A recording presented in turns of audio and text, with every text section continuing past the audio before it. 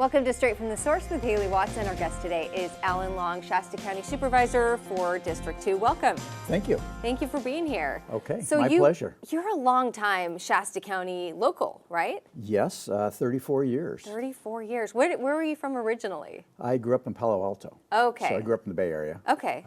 Yeah. And I mean, this is a totally different vibe when you move inland to Shasta County from the Bay Area life. What do you love about it? Oh, I love the space. I love the people. I love the natural resources, all the outdoors, and all those kinds of things. That's really why I kind of moved up. The Bay Area was getting a little crowded for me. Okay, so since right off the top, let's just talk about something that came up at last Shasta County Supervisors meeting. Okay. When Assemblyman Gallagher came up and wanted the board to get behind the idea of splitting the state in a way, not like the state of Jefferson, but this one would be the coastal and the inland. What are your thoughts about that plan? Well, as I voiced during our supervisor meeting, there are a lot of unanswered questions. So it was one of those situations where there were too many unknowns. Yeah. And in our 175-year history as a state, there have been over 200 attempts to split the state. Right. And so I asked pointed questions about, have we figured out what we would do with all the resources, CAL FIRE, CHP, our Attorney General's office, our Secretary of State, all those kinds of things, our hospitals, Right. all kinds of things. There are a lot of complicated issues Right. when you're proposing this. So how would that work? So basically, if there's this proposal to split, is it kind of like, would it be, in terms of Gallagher's proposal, would it be like the West Coast would be all existing stuff and then the new state would be inland, or would it be like divide CAL FIRE?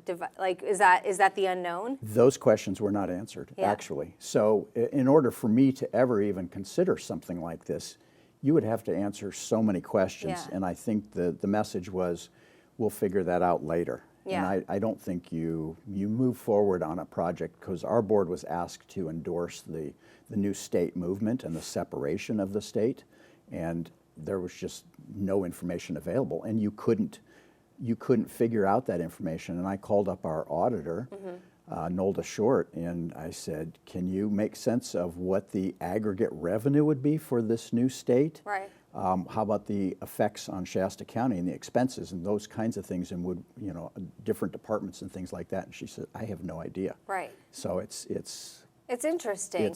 It's a tough situation, right? Because I think that, California is massive, and there are just totally different types of people, types of lifestyles, people who live in the Bay Area. The interests are not exactly the same as rural Northern Californians. Absolutely. But, what do you see as potential cons to separating out? The cons? Well, it would be all those types of issues, which just would the be unknowns. There are a lot of unknowns, and there would be a level of chaos to Right. trying to recreate every function. Yeah. And I know Jefferson, the state of Jefferson, that movement has would take like CHP and bring them under the county sheriff's jurisdiction and some of those kinds of things. So it's interesting concepts, but way too many unknowns. Yeah. And of great concern, we have the San Joaquin Valley and the Inland Empire down San Bernardino, and some of the highest poverty rates in the state. Right. And what would our revenue look like? Right. And we enjoy a lot of amenities living up in a area like Shasta County. Right. A lot of amenities that are funded elsewhere in the state. Yeah. And It's an interesting, so the process is the assembly would have to essentially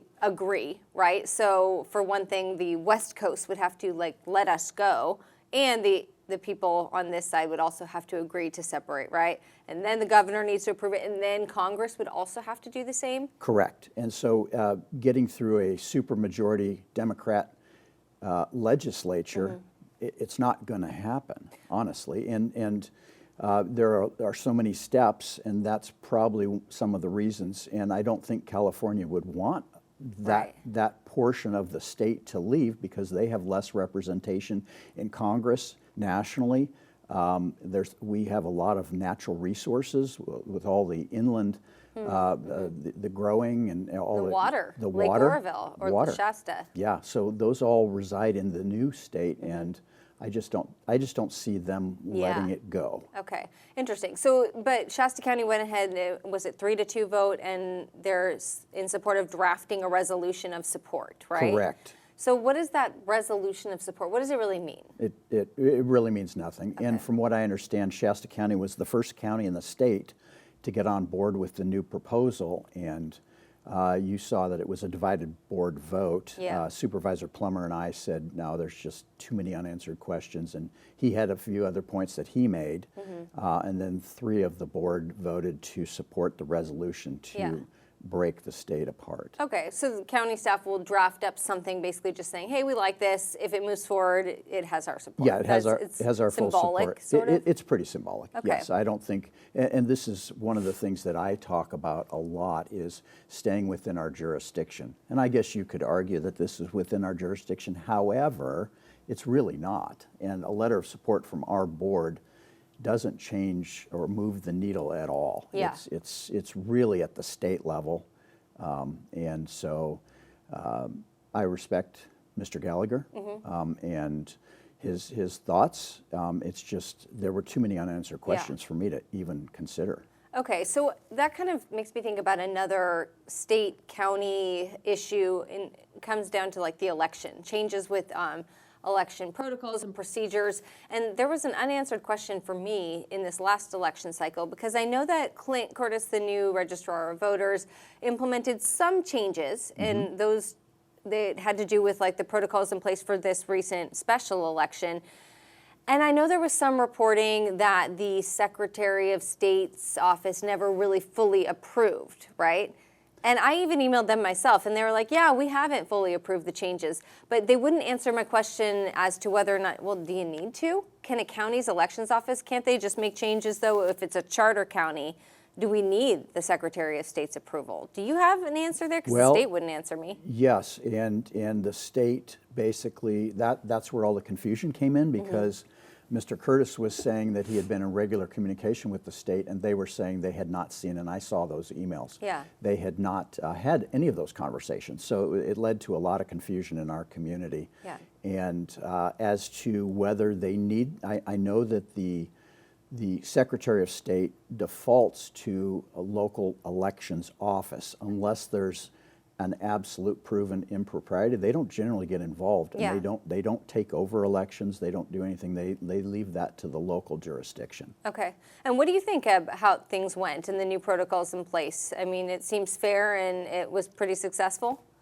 Well, that's interesting because I wasn't there, so I can't say, but I've had a lot of concerns brought to me by constituents that said there were a lot of problems with this last election. Oh, okay. And so it's a very divisive issue in our community as to how the elections have changed and the elections process and the integrity of the Register of Voters office. Yeah, but I mean, at the end of the day, I know that Clint Curtis in this specific scenario, he was appointed, but typically it's an elected position. Correct. So supervisors aren't really the boss of the elections office, the voters are, right? Correct. And once this is a common misperception that I get a lot of emails where they say, well, you need to do this, this, and this with this person.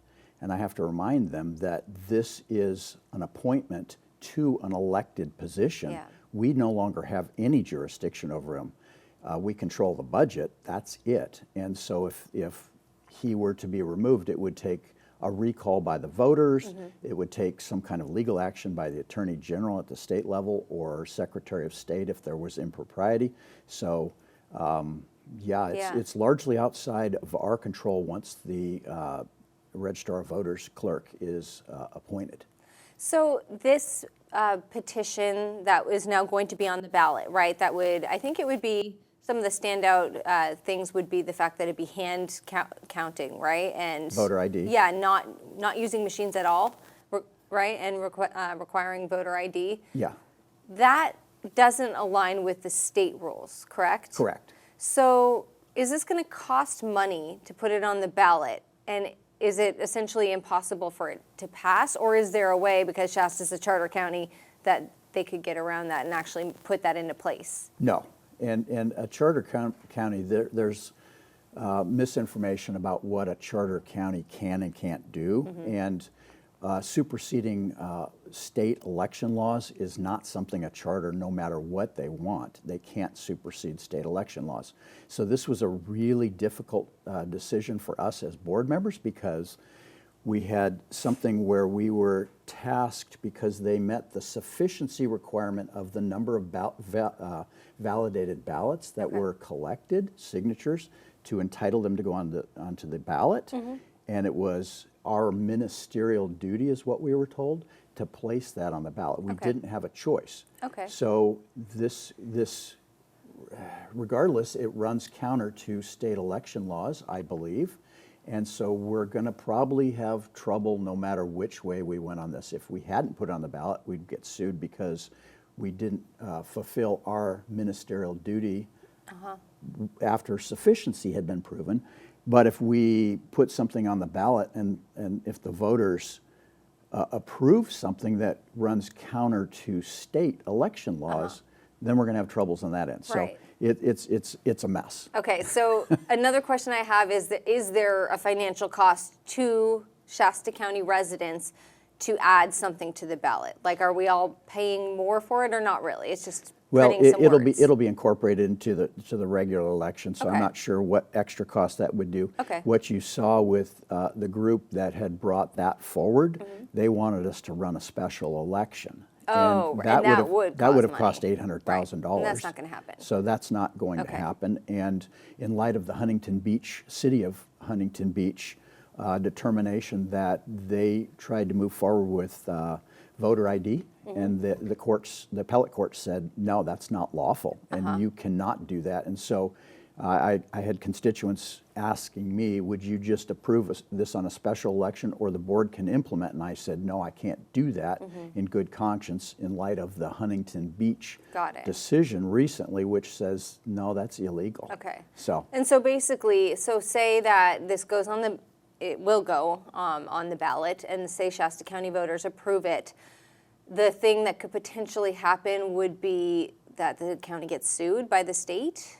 Well, the county, I haven't got a complete answer to that, but what it sounds like is our county council could file some motion prior to the ballot, the actual June election, and kind of intercede there, saying this is illegal, or the state attorney general's office could file something to prohibit this from actually getting on the ballot. So it remains to be seen how this is all going to shake out.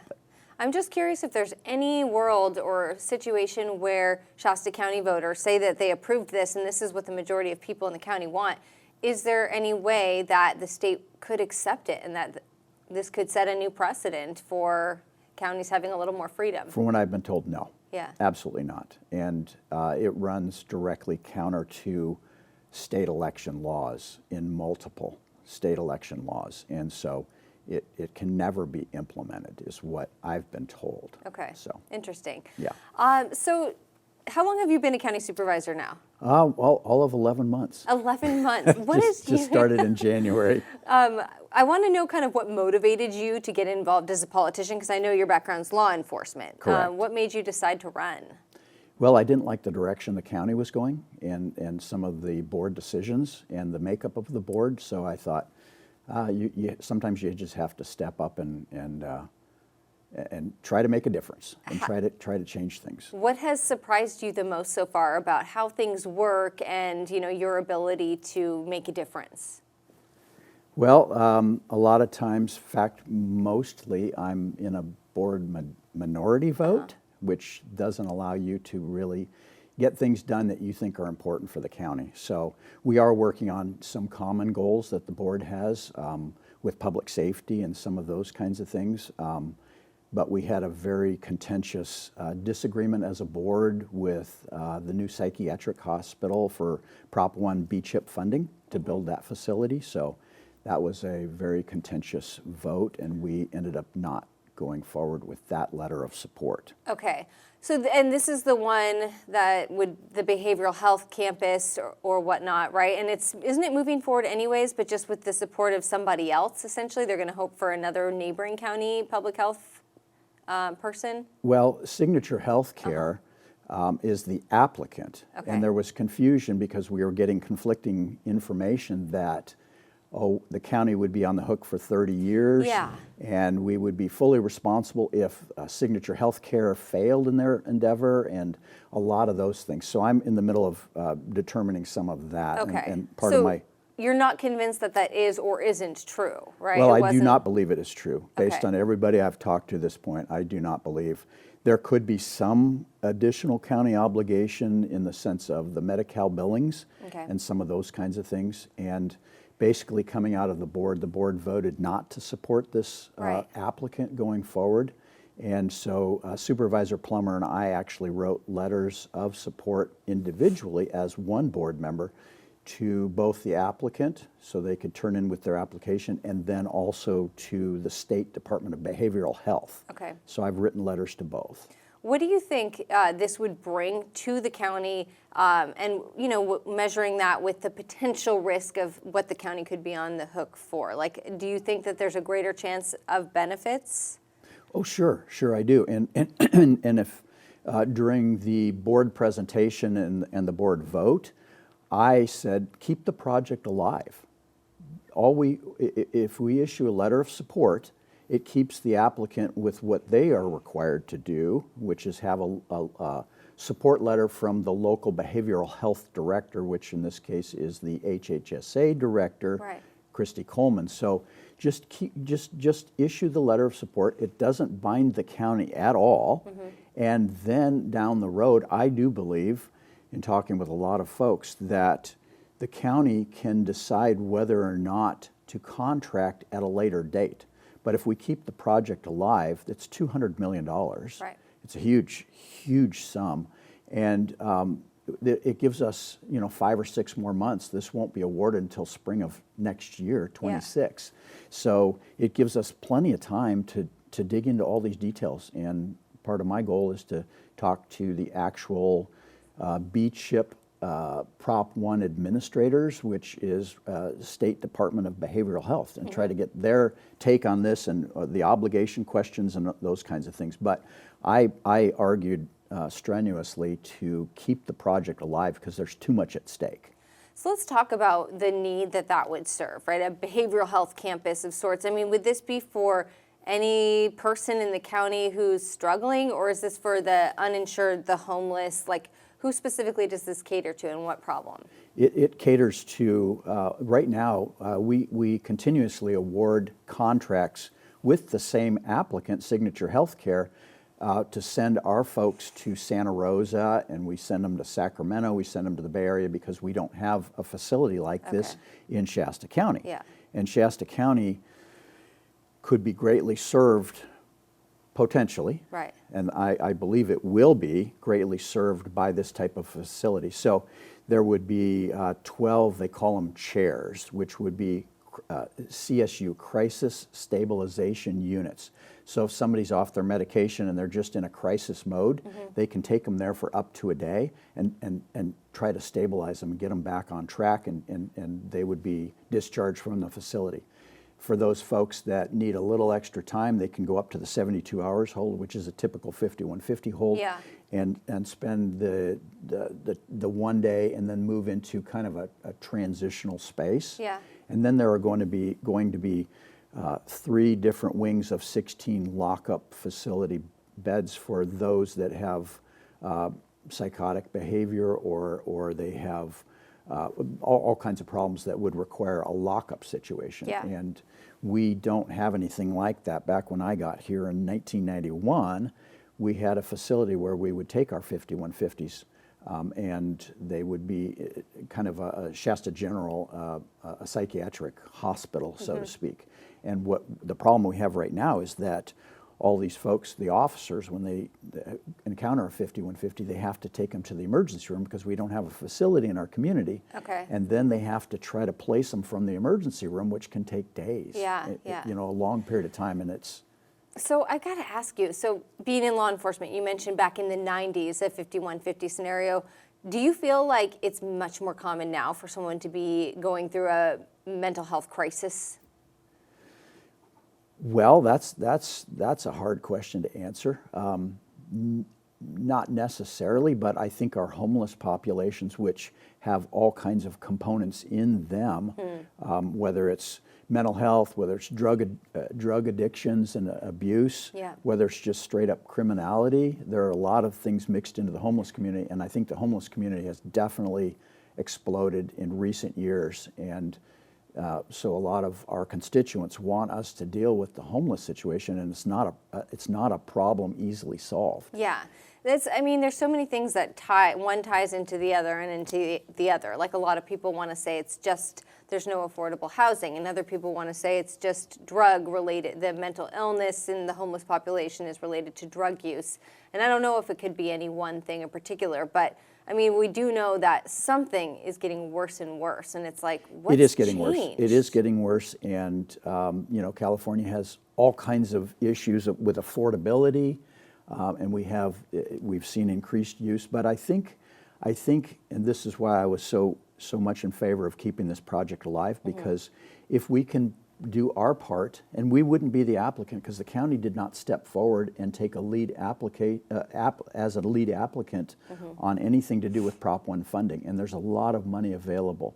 And so, for example, we're all doing little pieces to this, and we could have supported this project and then answered our questions over the next few months and then figured out what we want to do with it given proper information. But Good News Rescue Mission, for example, they're getting Prop 1 B-CHIP funding, and they're building a 75-person drug addiction facility for opioids, opiates, fentanyl, all those kinds of things. And it's a beautiful campus that they're building next to the Good News Rescue Mission. And so they're doing a little piece to this, and they're going to have a day reporting center. And that will plug people into services that could help rehabilitate and stabilize. And then they've got micro shelters where they've got 17 units that get people into kind of a temporary housing. I think it's 9 months. And they transition them basically off from the homeless camps and into treatment services or drug addiction, 75 bed, depending on, and that's being built with B-CHIP funding. Yeah. And then they get them into the micro shelters, and then eventually they've even purchased permanent housing units for people that could transition out. But they're working with all with the partners in the community. That's how we should do this, and that's what we should be doing, right? And the county can support these endeavors and let the community groups do each one their own little piece to this, and then we're making a huge dent. Yeah. So, Yeah, we'll see. I mean, yeah. Do you feel like, so I know you've said a lot of times you're in the minority, right, when it comes to a vote. Do you feel like, though, the majority of your constituents support your vote? That's an interesting thought.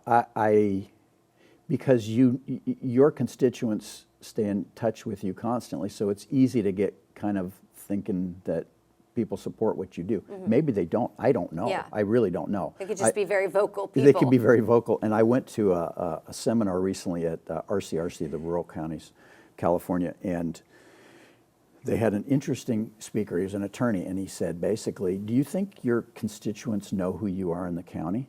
And they had a very popular supervisor sitting up at the desk, and they randomly went through the community and talked to people just randomly and said, blah, blah, a couple questions, and who is Supervisor John something? I forget his name. And not one of them knew who he was. Oh, funny. Not Interesting. one. Yeah. And so it was like, okay, so maybe people don't really know who you are as much as you think they are. Right. And I think my take out of all that is just do the right thing. Yeah, okay. And the cards will fall where they may. Yeah. And just do the right thing, and for our community. Yeah. And for bettering our community within our own jurisdiction. Yeah. And that's one of the things that I argue against all the time, which is we're way out of our lane here. Let's focus on community problems: fire, homeless, all the drug addictions, our lack of jail facilities, all those kinds of things. Yeah. So we're working on a program right now, which is really cool, and I'm very excited. We worked with the city of Reading, and they gave us basically 90 acres of surplus property. And so that 90-acre campus will be, 45 acres will be reserved for our future jail, and 45 acres will be an expanded alternative custody program the sheriff is really pushing forward and proposing. And that will be where people will now be accountable, because we don't have the proper jail space, bed space, to hold people accountable. So if they go into this program, then they will work off their community sentence. Only certain types are eligible for it. Up to a third of the jail population actually is eligible to be released into this alternative custody. And then they will also be plugged into all kinds of services and taught culinary or firefighting skills and all those kinds of things that can actual rehabilitation, not just lockup. Absolutely, absolutely, and that's huge. It's a solution. It's a solution, and those are things that I get excited about, and having a voice in some of that. What is it going to take to make that actually happen, though? Right, because we need more money to build it. We've got money set aside for the expansion of the alternative custody, about $24 million that was set aside by a visionary prior administration. And so that is, they're ready, and so I think we will be able to build it. And as you know, Measure A in our community failed, and that would have had 12% of $30 million that would have gone toward staffing this alternative custody expansion. So we have to, we're going to have to do some calculations on how do we staff this and how do we fund it. Okay. So no timeline for when we could actually see it open up yet, but it's still in motion. Well, it's in motion, absolutely, and we're pushing hard as a board, and we're united on that, which is a little exceptional for our board. But we're actually united in pushing that forward, and so they're doing EIR right now, environmental reviews, and so it's a long process to get there eventually, but we're very excited about that. Okay. Let's talk a little bit about your time with Reading Police Department. As you eventually, when you left there, you were a detective? Detective? I was a lieutenant. You were a lieutenant. Yes. Okay. Tell me about, gosh, like in the time that you spent there, maybe what was one of the more interesting things you investigated when you were doing homicide? Oh, without getting too graphic. Yeah, the cases were traumatic. And one of the units they put me into prior to that was the sexual assault unit. And those were so tragic, and the emotional toll. And they used to say, watch your sex investigators, your sex crimes investigators, because they can turn on a dime, and then you might lose them because of the trauma that you... Oh my gosh, And so the sergeants were geared into us watching very closely as to if you're getting to that point, they probably need to get you out of the unit. So it's just so much trauma. So they moved me from that into which is called our Major Crimes Division, which is aggravated assault and homicide, and some of the most serious crimes that we have. Sexual assault was the same thing, but so I was in. It was first in the sexual assault unit, and then in the aggravated major crimes, and so it was all major crimes against persons. So I ended up spending a number of years in both of those units. It must be, of course, the trauma and having to go through that and have that be a part of your life and take that on. I mean, extremely challenging, but it must also be rewarding to get to bring some peace of mind to people when you actually get to the bottom of a case and bring that forward to the district attorney, and we can move justice forward. Absolutely, and you bring closure to people, and you speak for those that can't speak for themselves, and that was a great honor for me, actually. And one of the cases, I was sent to a homicide symposium, which was a class down in Monterey. And to be admitted to this class, you had to be a working homicide investigator, and currently in the state of California. And then they brought in behavioral profilers. They brought in forensic scientists. They brought in a whole collaborative, that this group were subject matter experts. And then what you did is you pulled a cold case homicide that had never unsolved, and you brought that forward. So I brought a case forward and presented to the group. It was about a 2.5-hour presentation. I got to present everything that I knew about the case, and my sergeant authorized the overtime to come into my weekends and to get to the bottom of this, because I had my regular caseload on top of it. So I was working a lot of different weekends to try to go through all the evidence. Yeah. And so I met with our crime lab, Department of Justice state organization, and I identified all the evidence, and I said, because there was a speck of blood that was on a bamboo frond on this woman's face, and she was not to get descriptive, but she was bloody, and it would be easy to assume that that was her own blood. Mm-hmm. And I said, what if it's not?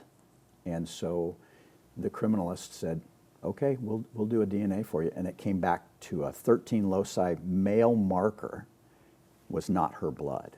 Mm-hmm. And we ended up solving that case. Wow. And so he's spending a lengthy prison sentence now, and it was an unsolved case. So that is very gratifying to be able to get into those kinds of things as a case investigator. Yeah. Were you still in law enforcement back in, was it 2020 when the George Floyd incident happened? No. And I can't imagine what it must have been like to be in law enforcement during that time, because you saw this shift, right, from, I think for the most part, especially up in our area, people had an attitude of like support and gratitude for law enforcement, similar to how you might for veterans. And then it's like everything kind of changed. And I'm just curious how, maybe your peers, like what their experiences were like. Do you have any idea what it was like in Shasta County? I think it was, I retired in 2010. Mm-hmm. So we didn't have any of that to deal with. We just had and honestly, the North State community of Shasta County, very supportive of law enforcement. Very highly respected in that community. Yeah. And talking with some of my friends, some of that narrative had changed, and there was a lot more skepticism and a lot more doubt in some of those things. And I think from what I'm hearing, it's coming back full circle now back to being support, because we need police. Right. We need people that are doing that job to protect all of us. Right. There's nothing else to stop lawlessness. Right. So. It's interesting though, because that attitude of being skeptical of people in power, right? I mean, that does seem to be a common theme, especially in Shasta County, like when it comes to politicians, right? And do you think that there is an element of, validity to being, if somebody has more power than you, or they're in a power position, to keep your eyes open? Whether it's politics, law enforcement, or anything? Well, I think people should pay attention, absolutely, and hold your elected officials and your law enforcement accountable. Yeah. And I can only speak from my own heart. My own heart is to do good. Yeah. It just is. Yeah. And it's to be righteous and to be fair and to be just and not ever let the power go to my head. And that's some fall into that. Yeah. But that's not a problem for me. So do you ever think, another, like in the last, it's been a crazy 5, 6, 7 years for our country. In fact, ever since President Trump first got elected, on that whole idea of like drain the swamp, I think people in our country really showed that they were skeptical. They felt like they were being lied to. Mm-hmm.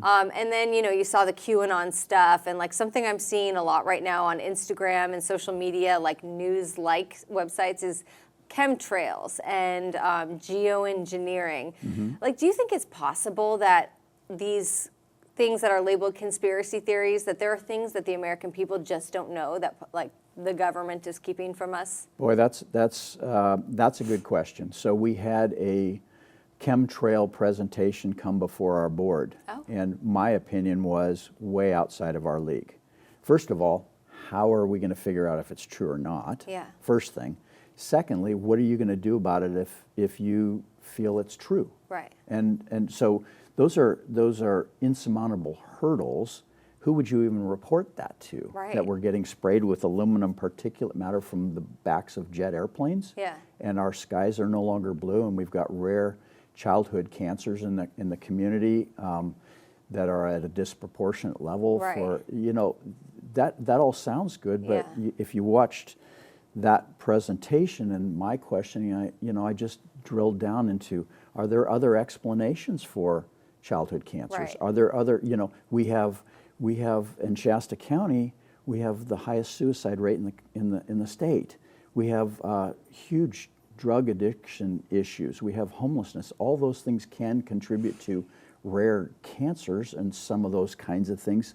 So are those other alternatives possible? I think Right. you have to say yes. Yeah. And you can't just pinpoint it on something like a chemtrail. Right. And boy, but it's so disruptive to our board because the audience, some of our constituents, that they're very vocal about there is chemtrail pollution, and then others are saying, what are you talking about? And it's like, is this really our jurisdiction to figure this out? Right. And why are we taking hours and agitating everyone for something that we can't solve? Totally, yeah. And so let's get on to business that we can do. Right. Fires, huge importance. We haven't even talked about that. Yeah. And so fires and public safety and good high-paying jobs. Yeah. And there's just so much to work with. Right. And getting facilities that we need. And so. Yeah, I think a lot of people look at, you're accessible, right? Because you live in the same county as them, and so you're the problem solver that they're taking all the problems to. And not to diminish the suggestions or concerns that are a larger level, whether it be splitting up the state or is there something toxic in our air, but that's just kind of out of your hands, is what you're saying. Absolutely. Yeah, And okay. so one of the biggest things people don't remember, this is a nonpartisan position, and you serve everyone in your community. Right. Whether you agree with them politically or not, you serve them. And I think we get outside of our jurisdiction. Let's stay in our lane and let's work on problems that are material problems for our community, and those are things we can have a say in. Yeah. A lot of the things that we weigh in on, we don't have any. Yeah. We write letters and we have huge discussions and we go on forever. And bottom line is, end of the day, we don't have anything in our jurisdiction that we can deal with. Yeah. So. Well, you brought up wildfires, and I just saw something, I think yesterday, about this, the facility that's going to take like wildfire cleared vegetation and essentially create timber out of it. Do you know what I'm talking about? The Yes. fabrics? Sure. Is that part of your district at all, or do you know much about what that could offer? Not that particular item, but I will say that the Shasta County Fire Safe Council reached out to me and asked me to be a board member of their organization. And it was first I was hesitant because anything that their organization brought before our board, I'd have to recuse myself from a vote. So they ended up making me an ex officio, which means I'm a board member, but I'm not voting. Got it. Therefore, I will just disclose, and I can still vote in my capacity as a supervisor and bring forward issues that I think are important. So I'm working with the board, the Fire Safe Council board, to firewise communities and how do we get those established, and home hardening and resilience and fuels reduction management, working with Sean O'Hara, who is our fire chief he's CAL FIRE, and he's the chief of the Shasta Trinity units, both counties, and he's also the chief of our volunteer firefighter contingency. So working with all these players and trying to figure out how we can reduce fuels and home harden and just make our communities safer. Fire breaks, Yeah. and sometimes those are a difficult thing because some of the fires we've had, they can just rage past a Right. fire break. Right. But they do help, and so there's a lot of ideas, and I work actively with my dual role as a board member of the Fire Safe Council Mm-hmm. to be part of those discussions. Yeah, okay. So, I mean, so many things are up and coming in Shasta County. Do you foresee you spending the rest of your life here? Is this home for good? it is, yes. And I love Shasta County. I just do, and that's why I'm doing this. What actually. about, do you have kids who are here as well? I do. And do you think they'll stick around? A lot of times kids just move away. It's Well, tough. it's, yes, they do. So my wife is a county council, so she works in some of the surrounding Yeah. neighborhoods. And my oldest son, first marriage, he became an attorney, so it looks like he's going to be moving back to the community. Oh, that's nice. So yeah, they're gone, but they're not gone forever. Yeah. And so, Yeah. yeah. Nice. Okay, good. We're my siblings and my mom and I are, at least we're all still in the state of California. And so Well, that's good. Yeah. That's yep. a start.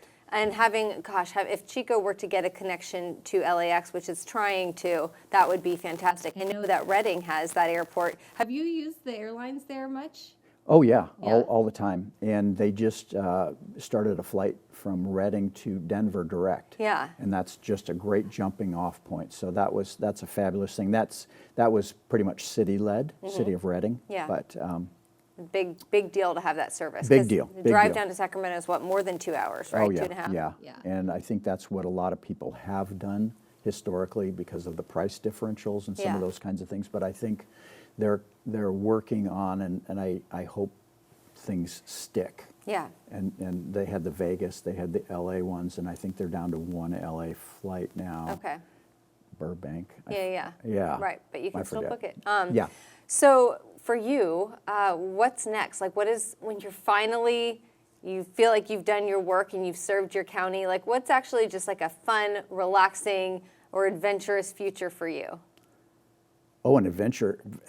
Well, I was retired for 15 years, so I came out of retirement Okay. to become a supervisor. And so, Did you actually relax, or did you just take on projects? well, I had been remarried, Okay. and Oh, that's a project. yeah, and that is a huge project. And so I had kids from my second marriage, and so they're, I'm a little bit older than my wife, and so I started having kids again at 50 and 52. Yeah. So it was really important to me to be home for the kids. Yeah. And I had already had my career in law enforcement and such, and so it was really important for me to be there for them all the time. I love And that, yeah. So I just said, I'm just going to be there for my kids. Yeah, I'm a stepmom, and I kind of realized too late that when they were young, and that was really the time to bond. It was like I was so just work, Yeah, work just yeah. takes up so much time, and that's how you pay the mortgage and you feed them, and that's important to make sure It's they're fed. huge, But right. just to be there for those little moments, I mean, it's everything. I cherish that. Yeah. I'll never regret the decision to not, because most police retire at 50 and they move into other careers. Yeah. 50 is kind of young, but I looked at that as my new career, Yes. which was to take care of them. Right. So Even right now, so my stepkids are teenagers. Well, one's graduated from high school and he's doing his own thing now, but the other one's still in high school. And even if I just get to be taxi driver and like listen to the conversations, oh, that you they're get your having- best conversations Oh in my the car, gosh, right? yes. You really do. Yeah, it's totally a gift. Yeah. You have to ask the questions the right way when you pick them up from school or whatever. Yep. To get other than, I don't know, or nothing. Right, exactly. You But got to get something. you Yep, gotta and get something happens out in of the it. car. Yeah. My last question for you would just be for somebody who's never really experienced Shasta County. Maybe they just have a weekend to spend there. What would you recommend that they just don't miss? Like, what's the heart of Shasta County? Oh, that's a good question because there are so many things, and it depends on your perspective as well. I love the outdoors, so I would say Shasta Lake, Whiskeytown Lake, Trinity Alps, any of those would be just going backpacking up in there for getting lost. Yeah. It's magical, and I'm a big fisherman, so I just got done fishing the Trinity River, caught great steelhead this weekend. So that's where kind of I moved up to Shasta County because of all the natural resources. Yeah. But yeah, that I would think that would be a huge highlight because Redding is kind of a jumping off point for a lot of amenities, whether you're going up to Mount Shasta skiing or whether you're going up to Lassen and all the different functions there, or heading east to Trinity County and some of the wilderness areas there, or just hanging out in town. Yeah. So there's so much that Shasta County has to offer, and its proximity to everything that Yep. is important to me. So. We're so lucky. We live in such an Oh, amazing I know. place. It's gorgeous. Yeah. All right. And so. Well, Alan Long, thank you so much for being here. It's really nice talking with you and getting to know you. Thank you, Hayley. I appreciate it. Yeah, that's awesome. Thanks for listening today. I decided to offer this podcast after enough of you let me know that you wanted a deeper dive into certain stories than you get on our TV broadcasts. We elect certain people to represent our voice, but who are they really? My hope is that this podcast answers that question. I love your feedback, and I want to know who you'd like to hear from next. Just fill out that comment section and leave us a review on Apple Podcasts, YouTube, or Spotify.